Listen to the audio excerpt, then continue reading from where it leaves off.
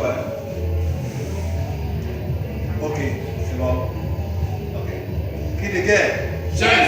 Cri de guerre. Chef. Cri de guerre. Chef. Cri de guerre. Chef. Cri de victoire. Chef. Chef. Chef. Cri de victoire. Chef. Chef. Chef.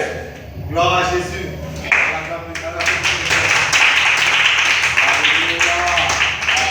Amen. Gloire à Jésus. Vous avez là l'homme de Dieu, le serviteur Eliezer. Vous avez à ma gauche l'homme de Dieu Pierre. Vous avez à côté de lui la servante de Dieu, Maman Suzanne. Et la servante de Dieu, la sœur Priscille. La servante de Dieu, Suzanne. Gloire à Jésus. Nous sommes là aujourd'hui. On vient de finir un moment de prière, un temps de délivrance et aussi un court enseignement sur comment connaître les véritables hommes de Dieu, sur comment connaître en réalité une assemblée qui enseigne la doctrine de Christ, la sainte doctrine. Gloire à Jésus. Alléluia. Et par là, nous avons compris aujourd'hui que selon le livre de 1 Roi 2, à partir du verset 12, qui dit que les fils d'Élie se complaisaient dans leur propre chair et dans leur pensée et se livraient de telle sorte qu'ils prenaient même les offrandes de Dieu et ils en faisaient de ça leur propre part, ce qui se vit aujourd'hui dans beaucoup d'obédiences religieuses où les hommes de Dieu ils prennent les offrandes, les dîmes et toutes ces choses-là, ils se disent que c'est pour eux et que ça n'appartient pas au corps de Christ.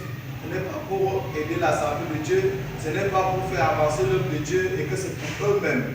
Gloire à Jésus. Amen. Et nous avons aussi compris par là qu'ils allaient même jusqu'à prendre les femmes des enfants de Dieu et qui les femmes, les servantes de Dieu, et ils se prostituaient avec eux. Et ce qui se dit aujourd'hui dans beaucoup d'obédiences religieuses, et que les femmes sont victimes de beaucoup de ces serviteurs-là qui se disent juifs et qui ne le sont pas selon le livre d'Apocalypse 2 qui disent qu'ils sont juifs et qui ne le sont pas.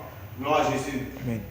Nous avons parlé de ça et le Seigneur nous a vraiment éclairé sur ce point, à remarquer en réalité quels sont les véritables hommes de Dieu et ce qu'ils enseignent.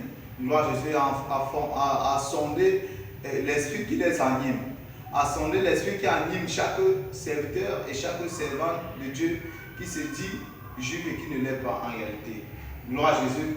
Donc on a l'homme de Dieu, Pierre, qui a pris un moment de jeûne depuis la journée de lundi et qui assurément s'achève aujourd'hui, et qui assurément s'achève aujourd'hui. Le Seigneur a puissamment travaillé aussi dans sa vie. Je te laisse ce soir de passer aussi un petit témoignage. Amen. À la gloire du Seigneur Jésus-Christ. Amen. Shalom, shalom, peuple de Dieu. Amen. C'est le serviteur Pierre de l'église de Douala. Gloire à Jésus. En vérité, j'aimerais rendre gloire au Seigneur Jésus parce que, comme il nous dit dans sa parole, je connais mes brebis et mes brebis me connaissent. Ils entendent ma voix et me suivent.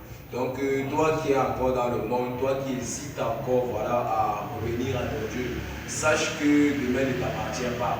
Et ne renvoie pas la décision que tu peux prendre aujourd'hui à demain. Parce que le Seigneur Jésus nous dit dans sa parole que l'homme n'est qu'une vapeur apparente devant lui.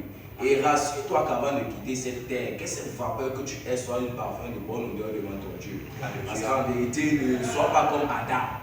Que lorsque le Seigneur lui a appelé, est-ce que tu vas fuir pour aller te cacher comme Adam, ou bien tu vas venir te prosterner devant ton Dieu, comme Moïse s'est prosterné devant lui, comme David s'est prosterné devant lui.